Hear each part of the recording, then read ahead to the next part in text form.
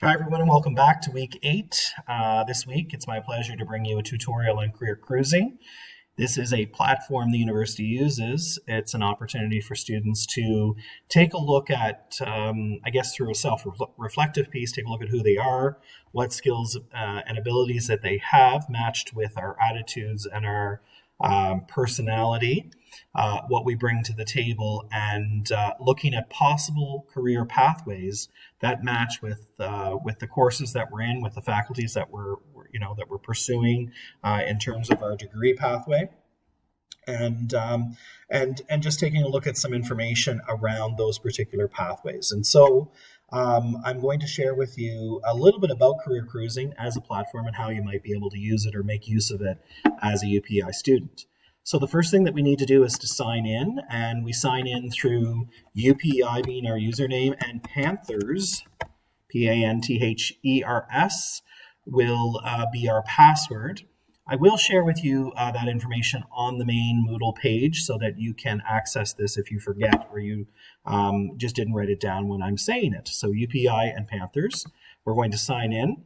The first thing you're going to see is the general kind of interface of career cruising. Once we're logged in, we're in basically a basic plan, or the opening plan for UPEI.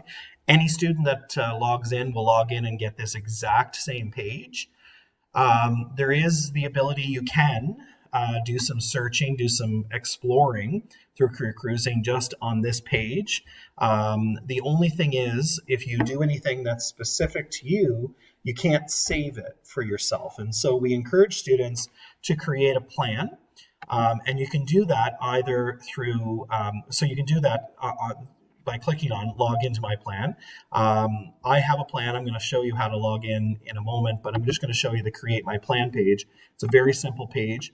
You just fill in your information, create a username and password. The only thing I'll say to you is that the username has to be unique. There are a lot of usernames that are already taken, so you can check availability for a username once you've had an opportunity to decide what it might be. I will show you how I log in.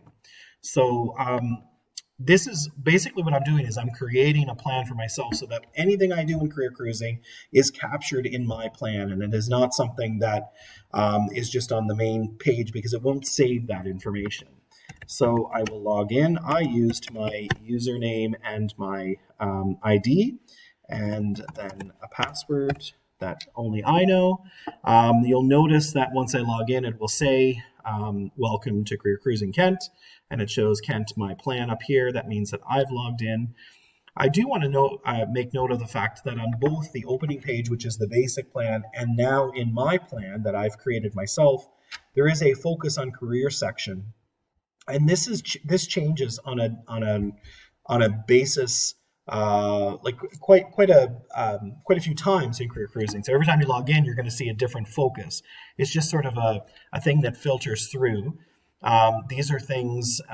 These are particular careers that people who aren't afraid of heights. I think before on the main page they were looking at careers in emergency services. And so it's just, if it might strike your interest to click on something. If you see something that might be of interest to you, feel free. It's just about exploring. And the great thing is, now that you're in your plan, or I guess mine for that matter, it will save. If I wanted to look at something and save it to my plan, it will allow me to go back and take a look at that information later on. It's basically a screen capture, if you will. I do want to share with you that there are different things that you can do in career cruising. So I'm just going to very quickly go through the list on the left-hand side, and then I'll speak to the tabs at the top. You can do a number of things on the side here. You can explore my interests, and I'll explain about the assessments there once I have an opportunity. Well, actually, I'll just do it right now. The assessments piece, if you logged in and this was your first time, you would not see any results. And the reason for that is, the reason why I have results is because I did the assessments. I wanted to show you that how they were done, I guess, or what they looked like if they were finished. I'll start with the learning styles inventory. Many of you have taken VAC assessments in the past, visual, auditory, and kinesthetic. In this case, it's referred to as tactile. These assessments allow us to kind of measure how best we learn in a classroom. And so you'll notice that my score is 55% auditory, and the other two are quite below those. This is all based on the 20 questions that were asked of me, and perhaps tomorrow or the next day or next month or even next year, my learning styles inventory might change. And I think that's an important part. Recognizing that we're all different and our study habits change quite frequently. And so it's important for us to go in and kind of revisit that if need be. So I'm going to just click on View My Profile. And you're going to notice that it gives me my results again. And obviously my predominant style is auditory learning. It will give me a bit of a brief discussion on what auditory learning really means for me and sort of what I need to hone in on. I can delete the results and start over if I felt like, okay, maybe I didn't answer the questions as honestly as possible, which is an important point, by the way. Or perhaps I made a mistake on a question and it has skewed the results. So you can take this particular assessment over and over and over again as you wish. So that's that particular assessment. The Matchmaker and My Skills assessment, you can retake automatically. You don't have to delete your questions. This is a questionnaire of 39 questions, and it really basically it's on a scale of dislike very much to like very much. And the one thing that I will say with this one, after you've entered your name and press start now, we'll give you the answer, give you the questions, but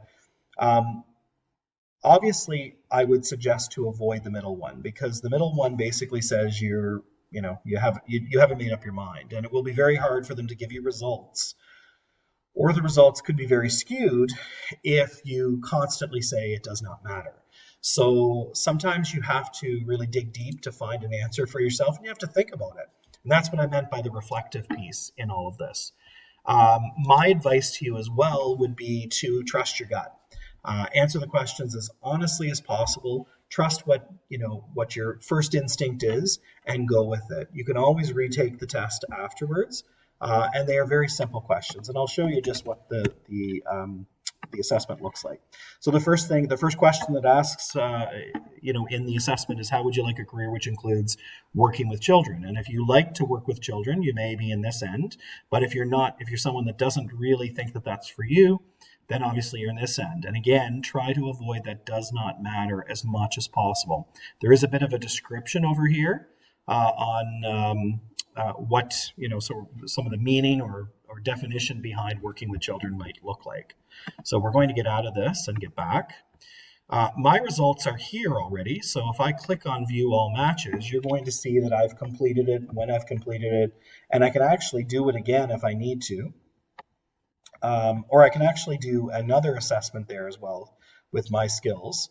But what comes up is a list of possible career interests that match with that very limited kind of couple of questionnaires that I filled out on the main page. So you'll notice that it includes things like principal and post-secondary education administrator, and we go down further and you're going to see like high school teacher. These are things that I'm obviously interested in and that I've had some experience with so far. So the questions that I answered obviously were as honest as possible, and it will give me some possible career interests. I can click on this and it will tell me a little bit more about what the career aspects are, what some secondary aspects that might be included, and whether I like that activity or whether I like it very much or whether I dislike it, depending on sort of the list. And if I'm really interested in this, I may want to save this to my plan, which means I can go back and take a look at it at some other time. So we're going to go back to the main page, and we're going to, you can learn more about careers as well, which is this section that's tied to this section up here. And so I will just tell you that you can either search for careers by cluster, so depending on the cluster or the career pathway as well, by school subject, something that sort of you really are interested in. If you're an arts and music person, you may want to look at potential careers within that. or you can look at just through an alphabetical search or a keyword search, if you will. We're going to look at through a cluster, and I'm going to click on education and social services as well. And so the one thing that I do want to point out here is that these careers will tell you whether you just need high school, whether you need community college or technical training, or whether you need some level of university. And when you click on one of the careers, you're going to notice that there is some stuff that's, some useful labor market information for you. Obviously, you're going to be able to decide based on what you've provided to Career Cruising so far, is this job suitable for me? What the earning range might be? What do I need in terms of level of education? There's some general information on the career in terms of core tasks, abilities, attributes, what the workplace may look like. And also, what's really good about it is a couple of interviews from people that are currently in that field that will share with you a little bit more about the day-to-day of this particular job path. And again, you can go up and you can save this to your plan, and that way you can go back and take a look at it at some other point. So you don't have to do everything all at once, and you can get lost very quickly in this. So it's important for you to take the time and to bookmark things that you want to take a look at. Obviously, you can take a look at different colleges and universities by searching. So there's U.S. schools, there's private training schools, and then there's apprenticeship programs as well that you can search through. But we're just going to click on the province of Quebec, and we're going to click on Bishop's University, and we're going to get some information on Bishop's in terms of their enrollment, a website that we can go to, and the admissions email, and their contact number. So you're able to kind of navigate through this, and it will help you to kind of get some information on admissions, what housing looks like, if there are athletic programs, and what other programs are offered in terms of academics at that university or college. So the other thing that you can do is search for jobs, and we're not going to get into that, but you can search for particular jobs and jobs that are currently available in in Canada across the board. And there is another opportunity in here to look at things like building your resume. There's a great resume builder in here where you can kind of go through all the steps of creating a resume, adding references, and then eventually exporting it or formatting it to print and to share with others, either electronically, or you can do it by printing it and sharing it, if you're applying for jobs or other things. So this is a very quick sort of introduction to Career Cruising. Some great opportunities in here for everyone to take a look at. I would just encourage you to kind of poke around at your own leisure, and don't be afraid to just do some searching. But again, I'll go back to, it's really important that people, that you create your own plan, because once you create your own plan, you'll be able to save things to that particular plan, and you can actually share that plan with other people. So if you wanted to share it with a friend for them to look over your resume, or if you wanted to print your plan so that you could bring it and talk to a career counselor, you could do all of that. So lots of opportunity in here to be reflective, but also to learn more about who you are, obviously, and what's available to you post graduation in terms of career and career pathways, things that might interest you, things that might capture your attention. And so use this as you wish. I will say that it's really important to recognize that in today's world, competing for careers is very competitive.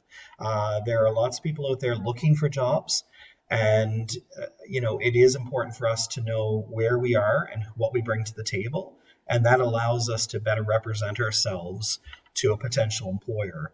Now, all of this will obviously be happening after you graduate, most likely, but it's good to start the process now, to be thinking about where do I fit, and what can I do well, and what interests me, in terms of possible careers. So thank you very much, and have a wonderful week.